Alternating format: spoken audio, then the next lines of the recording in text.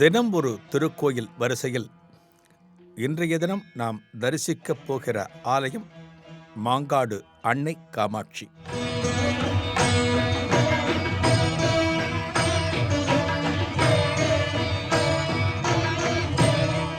சென்னை மாநகரத்துக்கு பெருமை சேர்க்கும் விதத்தில் அமைந்துள்ள அம்மன் ஆலயங்கள் ஏராளம்.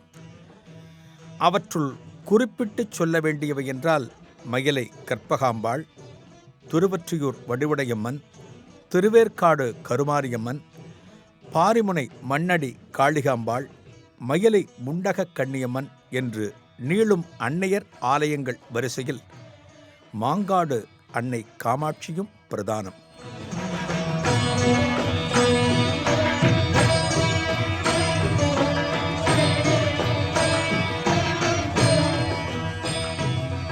அன்னை காமாட்சி என்று சொன்னாலே அனைவருக்கும் காஞ்சியில் கோயில் கொண்டிருக்கும் காமாட்சிதான் நினைவுக்கு வருவாள்.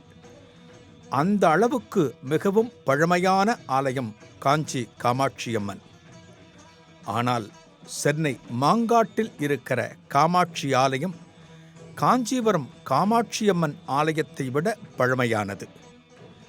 மாங்காட்டில் குடிகொண்டிருப்பவளை ஆதி காமாட்சி என்பர். காஞ்சி புராணத்திலேயே இந்த தகவல் குறிப்பிடப்பட்டிருக்கிறது. அதாவது அன்னை காமாட்சி முதலில் மாங்காட்டில் தவம் இருந்தாள். அதன் பிறகுதான் அங்கிருந்து காஞ்சிக்கு வந்து குடியேறினாள் என்று அந்த புராணம் சொல்கிறது. காஞ்சியை விட புராதனமான திருத்தலமா மாங்காடு? எங்கே இருக்கிறது மாங்காடு என்கிற ஆவல் மேலோங்குகிறது அல்லவா? சென்னை கிண்டியில் இருந்து பூந்தமல்லி செல்கிற பிரதான சாலையில் போரூரை தாண்டியதும் குமணன் சாவடி என்கிற ஊர் வரும். இங்கிருந்து இடப்புறம் செல்லும் சாலையில் சிறிது தொலைவு பயணித்தால் மாங்காடு வந்துவிடும். இங்குதான் அன்னை காமாட்சி அற்புத கோயில் கொண்டிருக்கிறார். காமாட்சி அன்னை இங்கு வந்து அமர்ந்தது எப்படி? கையிலையில் சர்வேஸ்வரன் தவம் புரிந்து கொண்டிருந்தான். கண்களை மூடியபடி தியான நிலையில் காணப்பட்ட இறைவனை பார்த்தவுடன் பார்வதி தேவிக்கு சற்றே விளையாடி பார்க்க வேண்டும் என்கிற ஆவல் வந்துவிட்டது. என்ன செய்தாள் பார்வதி தெரியுமா? சற்றும் சந்தடி இல்லாமல் இறைவனது பின்புறமாகச் சென்று மெல்ல தனது கைகளால் இறைவனது கண்களை பொத்திவிட்டாள். இறைவனது இந்த செயலை ரசிக்க முற்பட்டாள். ஆனால் பார்வதி தேவியின் இந்த செயல் விபரீதத்தில் முடிந்தது. பிரபஞ்சத்தையே காத்து அருளும் ஈசனின் விழிகள் சற்றென்று மூடப்பட்டதால் இருண்டு போனது உலகம். எங்கெங்கும் இருள் சூழ்ந்தது. ஒரு கணம் பிரபஞ்சம் இருளான காரணத்தால் சர்வேஸ்வரன் கோபம் முழுக்க தேவியின் மீது திரும்பியது. உலக ஜீவராசிகளின் தவிப்புக்கு காரணமான நீ சிறிது காலம் என்னை பிரிந்து பூலோகம் சென்று மாஞ்சோலைகள் காணப்படும் இடத்தில் தவம் புரிவாயாக என்று சாபமிட்டார். இப்போது புரிகிறதா? மாஞ்சோலை மாங்காடு. தேவி தவித்து போனாள். என்னை மன்னித்து விடுங்கள். அறியாமல் செய்த இந்த பிழைக்கு சாபமா? சாப விமோச்சனம் தந்தருளுங்கள் என்று வேண்ட, கவலைப்படாதே, சக்தி இல்லையேல் சிவமில்லை. தவம் என்னை திருப்தி செய்யும் காலத்தில் யாமே பூலோகம் வந்து உன்னை திருமணம் செய்து கொள்வோம், கையிலாயம் திரும்புவோம் என்று சொன்னார். இன்னும் கடுமையாக்கினாள். பஞ்சாக்கினியின் நடுவில் இடக்கால் பெருவிரலை மட்டுமே ஊன்றி நின்று கடும் தவம் புரிந்தாள். அதாவது தனக்கு 4 துக்குகளிலும் அக்னியை மூட்டினாள். நடுவே தான் நின்று கொண்டிருக்கும் இடத்திலும் அக்னியை மூட்டினாள். அதன் மேல் நின்று கொண்டாள். எப்படி தெரியுமா? இடக்கால் கட்டை விரலின் நுணுப்பகுதி அக்னியில் படுமாறும், வலக்காலை இடது தொடையின் மேற்புறமாகவும், இடக்கையை வயிற்றுப் பகுதிக்கு அருகிலும், சிரசுக்கு மேல் உயர்த்திய வலக்கையில் ஜபமாலையும் தரித்து திருக்கண்களை மூடிய நிலையில் தவம் இருந்தாள் அன்னை.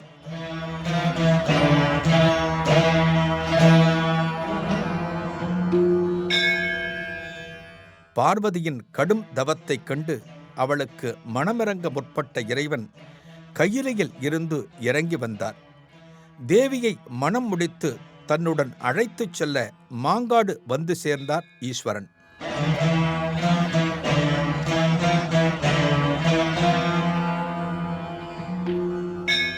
மாமரங்கள் அடர்ந்த அந்த வனத்தின் வழியே நடந்து வந்தார் சர்வேஸ்வரன். அந்த வனம் பெரும் வெப்பத்தினால் தகித்தது. காரணம், பஞ்சாக்கினியில் நின்று கொண்டு அன்னை தவம் புரிகிறாள் அல்லவா? தேவிக்கு அருள் புரிய ஈசன் வரும்போது எதிர்பாராத அந்த சம்பவமும் நடந்தது. திடீரென்று சர்வேஸ்வரா என்கிற குரல் ஒலித்தது. ஈசன் திரும்பி பார்த்தார். அவரது திருப்பாதங்களை பணிந்து ஒரு தவசீலர் காணப்பட்டார். இந்த தவசீலரது ஒரு கண் ஏன் பாதிப்புக்கு உள்ளாகி இருக்கிறது? யார் இவர்? இவர்தான் சுக்கிராச்சாரியார். தேவர்களுக்கு எப்படி இந்திரன் குருவோ அதுபோல் அசுரர்களின் குருதான் இந்த சுக்கிராச்சாரியார். நவக்கிரகங்களில் வெள்ளி என்று அழைக்கப்படுபவர். அன்னை தவம் புரியும் மாங்காட்டில் சுக்கிராச்சாரியாருக்கு என்ன வேலை? அவர் ஏன் இங்கு வந்தார்? அடுக்கடுக்கான கேள்விகள் எழுகிறது அல்லவா? கதையை பார்ப்போம். மகாவிஷ்ணு வாமன அவதாரம் எடுத்து வந்தபோது மகாபலியிடம் 3 அடி மண் தானமாக கேட்டார். அசுர குலத்தைச் சார்ந்தவன் மகாபலி. கூடுதல் பலம் பெறுவதற்காக ஒரு யாகம் செய்து கொண்டிருந்தான் மகாபலி. வாமன அவதாரம் எடுத்து இங்கே தானம் பெறுவதற்கு வஞ்சகமாக வந்திருப்பது மகாவிஷ்ணுவே என்று சுக்கிராச்சாரியாருக்கு தெரிந்தது. வாமனனுக்கு தானம் தந்தால் மகாபலி ஒன்றும் இல்லாமல் போய்விடுவான் என்பதை தன் ஞான திருஷ்டியால் அறிந்து, மகாபலியே, தானம் தராதே என்று இரகசியமாக அவனிடம் சொன்னார். ஆனால் சுக்கிராச்சாரியார் சொன்னதை மகாபலி கேட்கவில்லை. யாகம் செய்கின்ற வேளையில் தானம் தருவதுதான் அழகு என்று தன் குருவின் ஆணையை ஏற்கவில்லை. இந்த தானத்தை எப்படியாவது தொடுக்க வேண்டும் என்று மகாபலி தானம் தரும்போது அந்த கிண்டியில், அதாவது தானம் தர நீர் இறைக்கும் ஒரு பாத்திரத்தில் வண்டாக புகுந்து நீர் வெளியே வரும் துளையை அடைத்து கொண்டார் சுக்கிராச்சாரியார். அப்போது வாமனனாக வந்த மகாவிஷ்ணு அந்த பாத்திரத்திற்குள் ஒரு தர்பையை விட்டு செருக வண்டின் கண்ணை துளைத்தது. சுக்கிராச்சாரியாருக்கு ஒரு கண் பார்வை போய்விட்டது. மகாபலி தானம் தந்து மோட்சம் அடைந்தான். ஆனால் சுக்கிராச்சாரியாருக்கோ பார்வை பறிபோனது. மகாவிஷ்ணுவிடமே போய் மன்னிக்குமாறு வேண்டி பரிகாரம் கேட்டார். அப்போது மகாவிஷ்ணு ஈசனை மணந்து கொள்ள வேண்டும் என்பதற்காக பூலோகத்தில் தவம் இருக்கப் போகிறாள் பார்வதி தேவி. மரங்கள் அடர்ந்த அந்த வனத்துக்கு நீயும் சென்று ஈசனை குறித்து தவம் இரு. இழந்த பார்வையை திரும்பப் பெறுவாய் என்று சுக்கிராச்சாரியாரை மாங்காட்டுக்கு அனுப்பி வைத்தார் மகாவிஷ்ணு. அதன்படி இங்கு ஒரு சிவாலயம் ஸ்தாபித்து தீர்த்தமும் உருவாக்கி ஈசனை வழிபட ஆரம்பித்தார் சுக்கிராச்சாரியார். சாப விமோச்சனம் பெற வேண்டும் என்பதற்காக வந்த சுக்கிராச்சாரியார்தான் மாங்காட்டில் ஈசனை கண்டதும் பணிந்து வணங்கியவர்.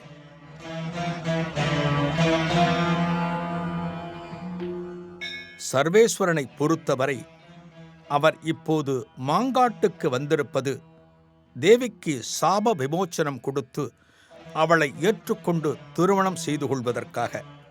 ஆனால் வழியில் சுக்கிராச்சாரியார். உறவு முக்கியமா, பக்தன் முக்கியமா? தெய்வங்களுக்கு தன்னை வணங்கும் பக்தர்கள்தான் முக்கியம். அந்த வகையில் சுக்கிராச்சாரியாரை ஆசிர்வதித்து அவருக்கு சாப விமோச்சனம் அளித்தார் இறைவன். இழந்த பார்வையை மீண்டும் பெற்றார் சுக்கிராச்சாரியார். இதுநாள் வரை மாங்காட்டில் நான் வணங்கிய ஈசன் எனது பெயரில் வெள்ளீஸ்வரர் என்று அழைக்கப்பட வேண்டும் என்று சர்வேஸ்வரனிடம் ஒரு கோரிக்கை வைத்தார் சுக்கிராச்சாரியார். அதன்படி ஈசனும் அருள சுக்கிராச்சாரியார் வழிபட்ட ஈசன் வெள்ளீஸ்வரராக மாங்காட்டில் நிரந்தரமாக குடியேறினார். காமாட்சியை தரிசிக்க வருகின்ற பக்தர்கள் அவசியம் இந்த வெள்ளீஸ்வரரையும் தரிசிக்க வேண்டும். கண் தொடர்பான பிரார்த்தனைகளுக்கு மிக உகந்த திருச்சாக்கினியில் நின்று கொண்டு ஒற்றைக்காலில் தவம் செய்த அன்னைக்கு கோபம் வந்தது. சுக்கிராச்சாரியாருக்கு அருளிய ஈசன் பார்வதி தேவியிடம் வந்தார். அன்னையிடம் சொன்னார், காஞ்சிக்கு வந்துவிடு, அங்கு உன்னை மனம் செய்து கொள்கிறேன். சொல்லிவிட்டு காஞ்சியை நோக்கி நடையை கட்டினார் சர்வேஸ்வரன். தனக்கு சாப விமோச்சனம் தருவதாகச் சொன்ன மாங்காட்டில் விமோச்சனம் கிடைக்கவில்லையே, காஞ்சிக்கு நம்மை அலைக்கழிக்கிறாரே என்று அன்னையும் அக்னியில் இருந்து ஆவேசமாக வெளிவந்து காஞ்சியை நோக்கி புறப்பட்டார். கோபம் தணிந்து காஞ்சியில் ஏகாம்பரேஸ்வரரை அம்பாள் மணந்து கொண்டதாக புராணம் சொல்லும். போகிற அவசரத்தில் தான் மூட்டிய அக்னியை மாங்காட்டில் அணைக்காமலேயே சென்றுவிட்டாள் அன்னை. அந்த வெப்பத்தின் அருகே எவராலும் நெருங்க முடியவில்லை. இதனால் மாங்காடு அக்னி பூமி ஆனது. இங்கு வசிக்கின்ற ஜீவராசிகள் அனைத்தும் தவித்தன. எந்தவிதமான பயிர் பச்சைகளும் வளராமல் ஊரே வறண்டு போனது. யுகங்கள் கடந்தன, ஆனால் மாங்காடு மாறவே இல்லை. அதே அக்னியிலேயே கொதித்து கொண்டிருந்தது. அந்த வேளையில்தான் ஆதிசங்கரர் மாங்காட்டின் வழியே யாத்திரையாக வந்தார். இந்த ஊரில் தகிக்கும் வெப்பத்தின் காரணத்தை தன் தவசக்தியால் உணர்ந்து கொண்டார்.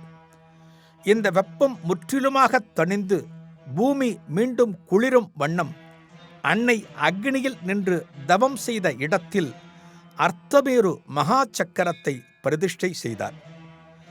அஷ்டகந்தம் எனும் 8 விதமான மூலிகைகளால் இந்த அர்த்தமேருவை தயாரித்தார் ஆதிசங்கரர். இன்றைக்கு நாம் மாங்காடு காமாட்சி அன்னையின் முன்னால் அர்த்தமேருவை தரிசிக்கிறோம் அல்லவா?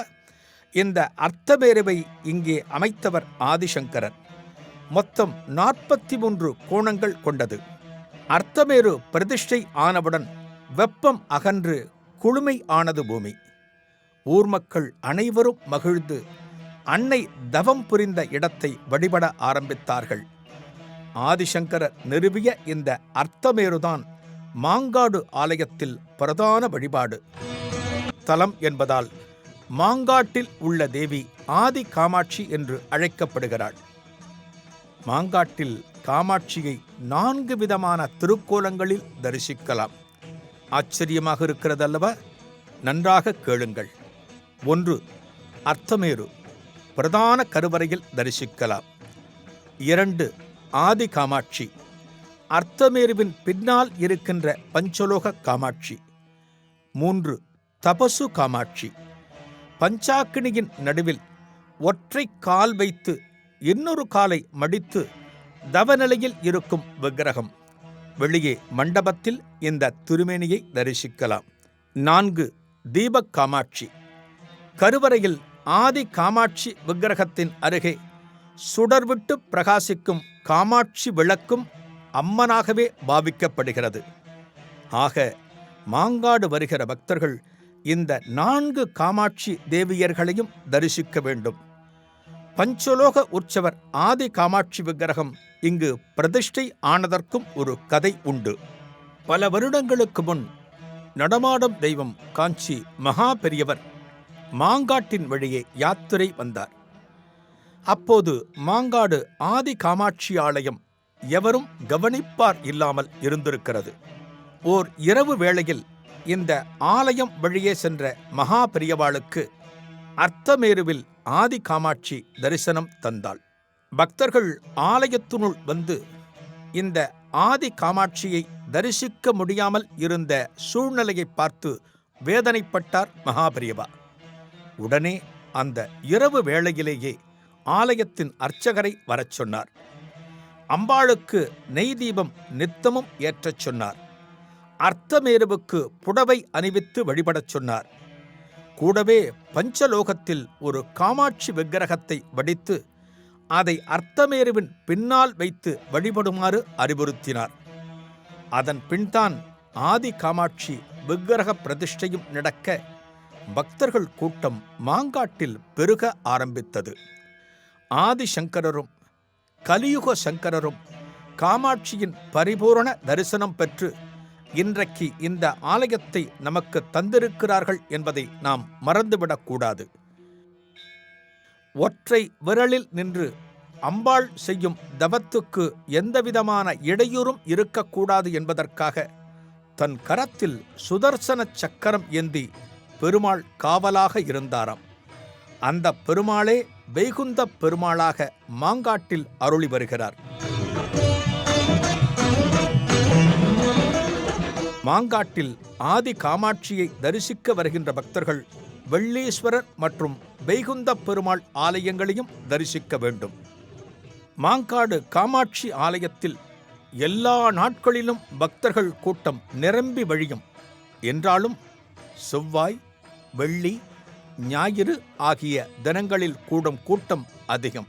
திருமணத்தடை, குழந்தை பேறு உள்ளிட்ட பிரார்த்தனைகளுக்கு நித்தமும் வந்து வணங்குகின்றனர். 6 வாரங்களுக்கு 2 எலுமிச்சம் பழங்களை எடுத்து வந்து அன்னை காமாட்சியை வணங்கும் முறை இங்கு பிரசித்தம்.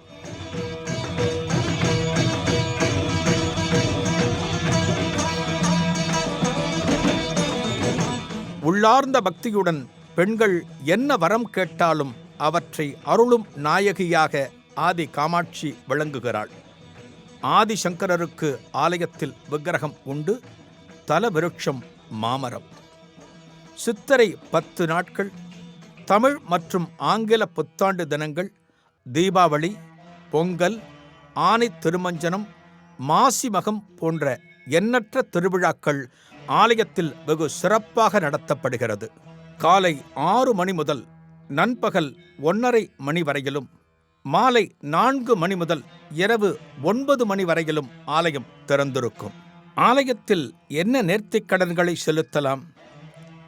இந்த காமாட்சி அம்மனுக்கு, அதாவது ஸ்ரீ அர்த்தமேரு ஸ்ரீ சக்கரத்திற்கு புடவை சாத்துதல், பாலபிஷேகம், அன்னதானம் செய்தல் ஆகியவை பக்தர்களால் அதிகம் செய்யப்படுகிறது. அபிஷேக கோலத்தில் இந்த அன்னையை தரிசித்து ஆனந்தம் பெறுகிறார்கள். கோபம் ஒரு வகை குணம்தான், இறைவனும் அதற்கு விலக்கல்ல என்று பார்த்தோம். மாங்காடு தல வரலாற்றில் அப்பனுக்கும் கோபம் வந்தது, அம்மைக்கும் கோபம் வந்தது. ஆனால் இறுதியில் எல்லாம் நன்மைக்கே என்று ஆனது. அதுபோல இறைவனுக்கு நாம் செய்கிற எந்த ஒரு செயலும் நன்மையில் முடிகின்றனவாக இருக்க வேண்டும். எவருக்கும் சங்கடத்தை தந்துவிடக்கூடாது. ஆதி காமாட்சியை வழிபடுவோம்.